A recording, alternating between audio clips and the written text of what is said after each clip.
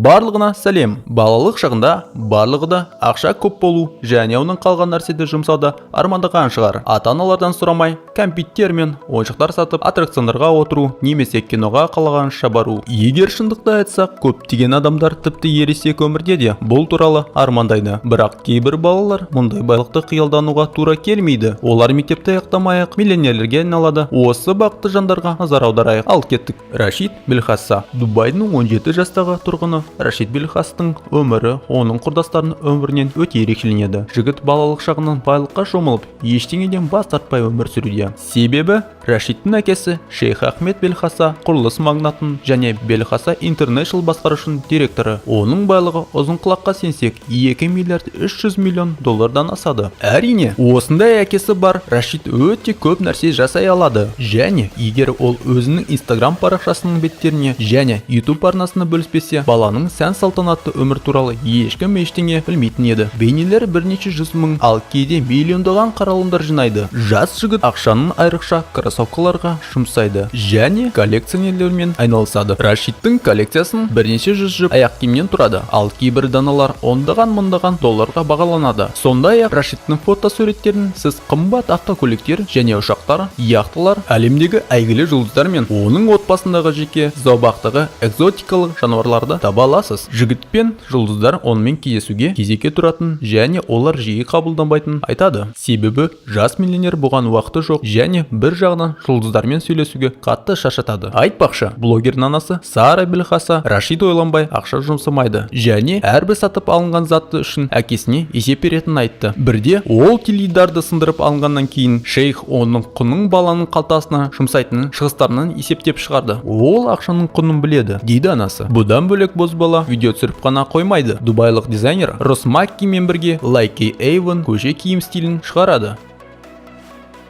Изабелла Барретт.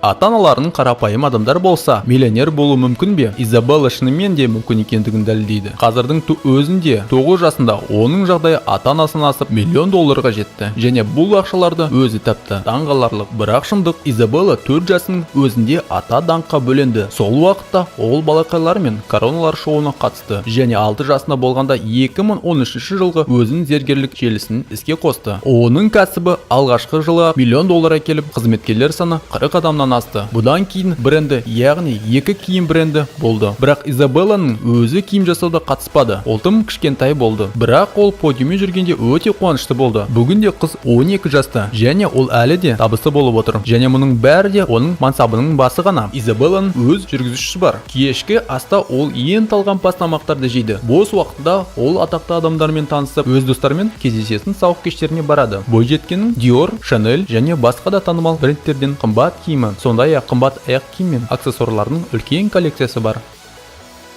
Райан. Американдық Forbes журналы 2018 жылы ең көп ақша табатын YouTube блогерлерінің рейтингінің жарияланған кезде Ryan Toys Review арнасы тізімінің ең жоғарғы жағында болды. Райанның ата-анасы оның аты жөнін көрсетпейді. Бір жылдың ішінде арнаның кірісі 11-ден $22 миллион дейін артты. Сыйақының айтарлықтай бөлігінің, яғни $20 миллионға жуық ақшаны роликтер кезінде көрсетілетін жарнама қамтамасыз етеді. Табыстың қалған бөлігі демеушілердің жобаларын түседі. Бірақ арнада ерекше ештеңе жоқ. Райанның ата-анасы баласының ойнайтын ойыншықтардың қалай ашып, қалай жатқанын арнаға жүктейді. NBC каналының басқа балалар оның бейнелерін қараудың неге жақсы көретіні туралы сұрағанда, жақында 8 жасқа келген Райан, себебі мен күлкілі және көңілдімін деді. Райан өз бейнелерінде көрсеткен ойыншықтар дүкен сөрелерінің дереу сатылады. Ал 2018 жылы тамыз айында Walmart американдық супермаркеттер желісі Райан брендімен балаларға арналған киім сата бастады. Әрине, ол қазір кәмелетке толмағандықтан барлық ақшаға қол жеткізе алмаса да, оның табысын 15%, ал 18 жасқа толғаннан кейін ғана алатын арнайы банктік есепке салынады. Мулай Аль-Хассан. Марокко королі Мохаммед VI және ханшайым Лала Салманның ұлының жасы бар болғанын 15-те және осы тізімдегі балалардың көпшілігі сияқты аса танымал емес. Бірақ дәл осы бала туылғаннан бері керемет бай болып табылады. Оның байлығы $2,5 миллиард құрайды. Мулай әкесінің лайықты мұрагер болуға дайындалып, ресми қабылдауларды жиі бірге жүреді. Марокко заңының сәйкес Мулай тақтың мұрагері, ал бұл үлкен жауапкершілік. Дегенмен байлық пен жоғарғы атаққа қарамастан, жігіт ешқашан шамадан тыс сән сән-салтанатқа ие болмаған. Ол король сарайындағы діни мектепте діни білім алады және бұл жерде оқу жігіттің әдеттеріне, сондай-ақ оның ақшаға деген көзқарасына әсер етуі мүмкін. Джордж Кембридждік 5 жасар ханзада Джордж, сондай-ақ король отбасында басқа мүшелеріне үлкен көңіл бөлінеді және бұл таңқаларлық емес, себебі ол британдық патшаның мұрагері ретінде 3-ші орынға ие. Ханзада туылғаннан дейін Washington Post газеті оның әлемдегі ең танымал бала деп атады. Оның үстіне ханзада Джордж Кембридждік дүниеге келгенге дейін ол туралы Википедиядағы мақала бірнеше тілдерде пайда болған тарихтық алғашқы адамдардың бірі болып қалды. Джордж танымалдылығы жыл сайын өсіп келе жатқан анық, сондықтан кішкентай ханзада киген брендтің киімдері дүкен сөрелерінен тез сатылып кетеді. Сарапшылардың пікірінше, Джордждың өз елінің экономикасына 2 миллиард 300 миллион доллар табыс әкеледі. Оның үстіне оның жеке байлығы 1 миллиардқа бағаланады. Мұның барлығы бар болғаны 5 жасар баланың байлығы. Дэнилин Хоуп Биркхед Маршалл 12 жасар қыздың қайғысы қазаға ұшыраған актриса, модель және тележүргізуші Анна Николь Смиттің жалғыз қызы. Ол әлемдегі ең бай балалар тізіміне кіреді. 6 жасында қыз анасының зәулім сарайы мен Анна Николь өзінің модельдік мансабына ие болған 10 миллион долларға мұрагер болып қалды. Сонымен қатар, Анна Николь Смит мұнай магнаты Говард Маршаллға тұрмыста болды және оның күйеуі қайтыс болғаннан кейін оған ештеңе қалдырмаса да, судья Дэнилиннің пайдасына мұрадан 49 миллион доллар бөліп туралы шешім қабылдады. Жас болғаны қарамастан, ол сән әлеміне бет бұрды және Guess брендінің балалар желісінің киімдеріне жарнамалық науқанына қатысты. Оған қыздың әкесі фотограф Ларри Биркхед қамқорлық жасайды. Айтпақшы, ол қызға қамқорлық алу үшін Анна Никольдің соңғы сүйікті және оның анасымен шынымен күресуге тура келді. Бірақ сот қыз биологиялық әкесімен бірге өмір сүреді деген үкім шығарды. Ларри өзінің қызының голливудтық жұлдызды өмірінен қорғауды уәде етті және оның әдеттегідей бала етіп тәрбиелейді. Дэнилин мектепте оқиды, ән айтады, би билейді, сондай-ақ скрипкада ойнауды үйренуде.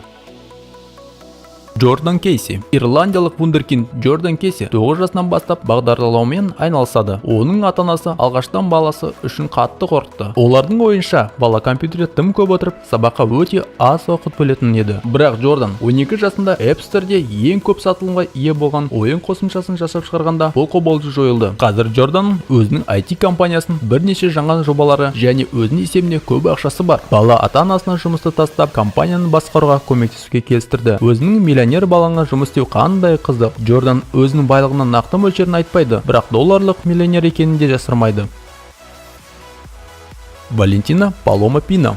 Актриса Сальма Хайек өзінің жалғыз қызын жалпы қабылданған стандарттар бойынша өте кеш, яғни 41 жасында дүниеге әкелді. Дәрігерлер бұл баланың денсаулығына әсер етуі мүмкін деп алаңдады, бірақ бәрі өте жақсы өтті. Валентина өте бақытты және бай бала өсіп келеді. Анаңыз бүкіл әлемге әйгілі актриса, ал әкеңіз бен атаңыз Forbes тізімінде болса, бір нәрсеге мұқтаж болу өзі қиын. Валентина 7 жастан бастап қыз сәнді гардеробы, тамаша маникюр және сауық кештерінің не екенін біледі. Қыздың әкесі миллиардер Франсуа Энри Пино қыздан ештеңе аямайды және ол үшін 12 миллион доллар тұратын Лос-Анджелестен зәулім сарай сатып алды. Ал 11 жасар Валентина өнердегі өзін көрсетіп, немесе кішкентай бизнесмен болып үлгермейді, бірақ бәрі болады. Қыздың жұлдызды анасы ол қатал мінезге ие, өз бетіне және өте пысық болады екенін айтады. Дүниеге келген сәттен бастап қыздың ата-анасының оның әр сөзін екі етпей орындайтынын үйренген. Ол енді жүре бастаған кездің өзінде үйдің аралап жүріп, шашылып жатқан заттарын көрсетіп, дереу жинауды талап ететін болған. Бұл қыз өскенде кім болатынын елестетіп көріңізші.